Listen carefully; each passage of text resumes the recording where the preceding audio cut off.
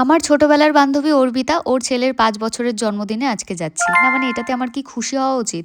আমার বয়সী আমার বান্ধবীর আবার ৫ বছরের ছেলে হয়ে গেছে। তো চলো এই শূন্যতা নিয়ে অন্যের পূর্ণতাতে আজকে একটু খেয়ে আসি। আর সত্যি কথা বলতে কি আমাকে এই নিমন্ত্রণটা অ্যাটেন্ড করতেই হতো। ফার্স্ট ও আমার একদম ছোট্টবেলার বন্ধু আর সেকেন্ড ও কিন্তু আমার বিয়েতেও এসেছিল। তাই আমাকে তো নিমন্ত্রণ রক্ষা করতে যেতেই হতো।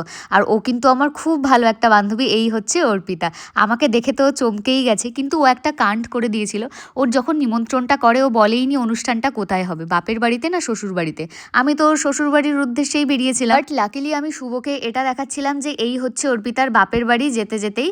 আর তখন দেখলাম প্যান্ডেলটা ওখানেই করা, তাই চলে আসলাম। এসেই দেখলাম কেক কাটা এখনো হয়নি, আর বেলা তখন বেশ ভালোই হয়েছিল। শুভ বলল চলো আগে লাঞ্চটা করে নিই, তাই আমরা দুজন মিলে লাঞ্চ করতে বসেছিলাম।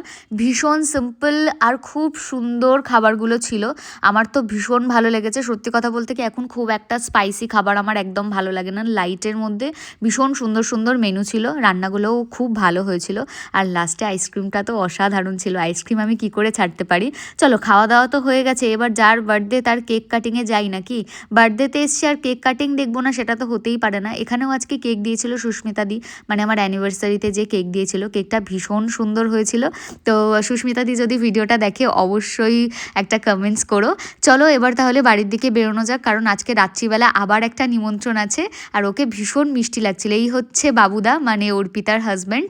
তো দাদার সাথেও একটু কথা বলে এখন বাড়ির দিকে যাচ্ছি। তোমাদের ভিডিওটা কেমন লাগলো অবশ্যই কমেন্ট সেকশনে জানিও, আর সাবস্ক্রাইব করতে ভুলো না আমার চ্যানেলটাকে। ওকে।